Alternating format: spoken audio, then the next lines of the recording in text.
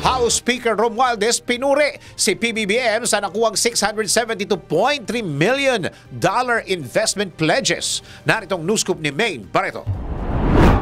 Pinuri ni House Speaker Martin Romualdez si Pangulong Ferdinand Marcos Jr. sa nakuha nitong investment pledges mula sa kanyang 3-leg trip sa Amerika. Matatandaang nakilahok si Pangulong Marcos sa 2023 APEC Summit sa San Francisco, California, kung saan nakalap niya ang tinatayang $672.3 million worth of investment pledges. Ayon kay Romualdez, naipakita ng naturang investment pledges ang kumpiyansa ng international community sa pamumuno ni Pangulong Marcos. Inaasahang magbubukas ang mga ito ng bagong oportunidad sa iba't ibang sektor ng Pilipinas. Samantala, nakabalik na ng Pilipinas si Pangulong Marcos nitong Lunes, November 20.